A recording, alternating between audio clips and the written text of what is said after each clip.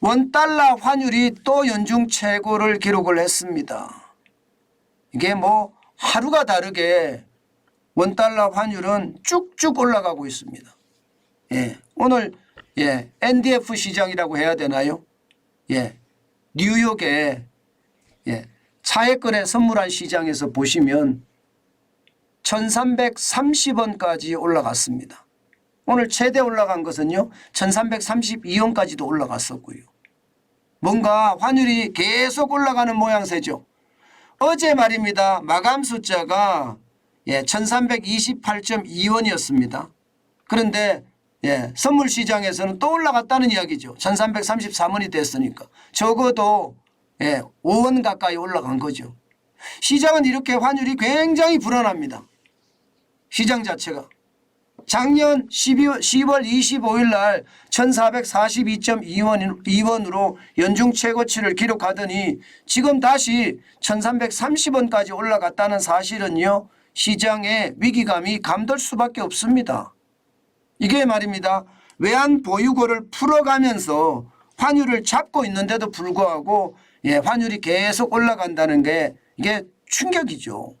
사실 코로나19의 위기 때 1285.5원이거든요. 그때보다가 지금 많이 올라갔다는 거. 뭐 글로벌 금융위기 때만큼은 아니지만 코로나19의 위기 때보다는 환율이 높다는 것.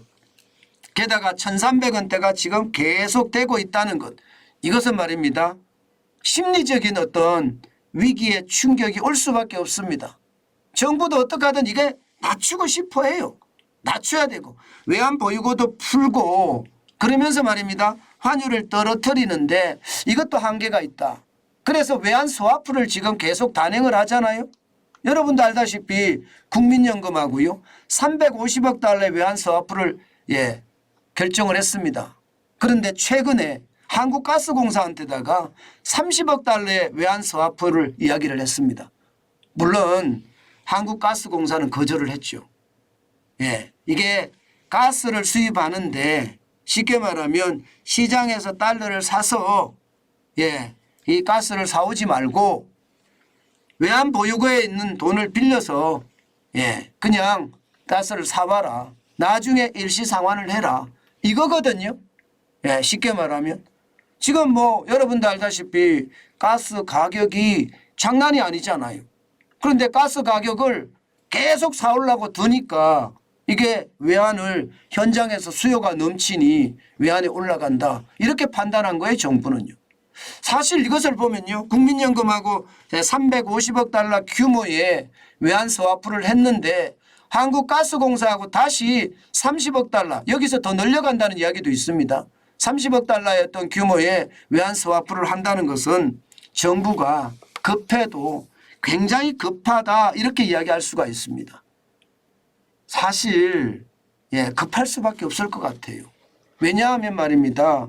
이게 원달러 환율이 실질적으로 말입니다. 이 무역 수지 때문에 원달러 환율이 올라간다. 지금 한국은행은 그렇게 분석하고 있거든요. 한국은행은 실제 무역 수지 충격이 원달러 환율의 어떤 변화 동인 중에 40%를 차지한다. 이렇게 이야기합니다. 40%. 그러니까 40%나 차지할 정도로 이 무역 수지가 심각하구나 이렇게 보는 겁니다. 지금 4월 달에도 보면 4월 1일에서 20일까지 41억 3,900만 달러잖아요. 줄어들긴 줄어들었습니다.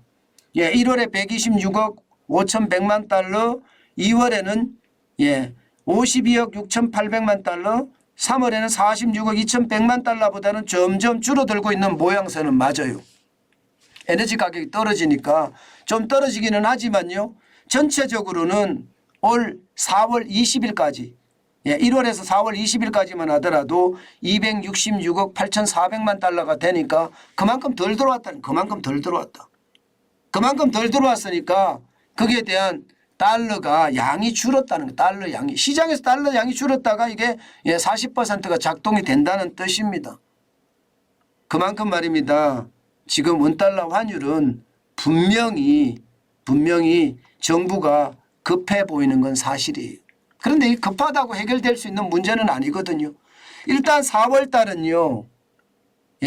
이게 배당의 계절이라고 제가 말씀을 드렸잖아요. 지금 배당을 받아서 어떻게 할 것인지에 대한 고민 이것도 굉장히 많을 거고요. 현재까지는 아마 그런 차원도 굉장히 많을 거예요. 또한 말입니다. 지금 국고채 시장에서 말입니다. 예, 순간적으로 2조 원이 빠져나갔다는 기사가 지금 나오고 있거든요. 야, 이거 굉장히 위험천만이다. 저는 그런 생각이 들어요. 국고채 시장에서 2조 원이 넘게 빠져나간다는 것은요. 이 채권이라는 게 안정적이라고 이야기하잖아요. 안정적.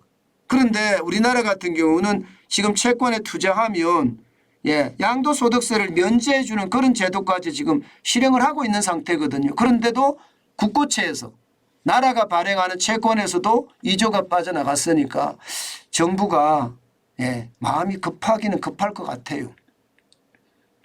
이게 4월이 지나서 5월로 가면 좀 나아질 거다 하는 생각은 들지만 세계 상황이 사실 쉽지는 않아요. 예측이라는 게 계속 빗나가는 이유가 뭐 전문가들도 빗나가잖아요. 그런 이유가 워낙 복합 다기 뭐 복합이기라고 하잖아요.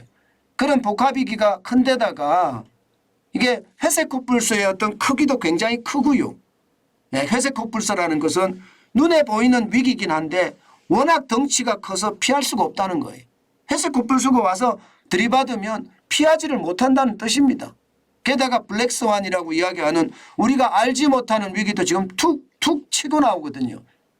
그런 위기들이 지금 굉장히 시장에 영향을 많이 주기 때문에 이게 원달러 환율에 대한 정확한 예측을 하기는 참 어렵습니다만은 지금보다가는 그래도 5월이 가면 좀 나아지지 않을까 하는 예측은 합니다. 그러나 정부의 어떤 정책이 써질란지 외환보유 계속 풀어서 막을란지 그리고 블랙스완이 어디서 뻥 하고 터질란지 이것은 봐야 합니다.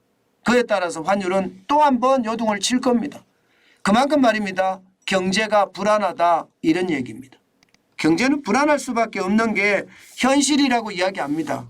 그만큼 말입니다. 경제 전체 대한민국 경제뿐만 아니라 세계 경제도 굉장히 어렵다 이렇게 얘기들 하고 있습니다.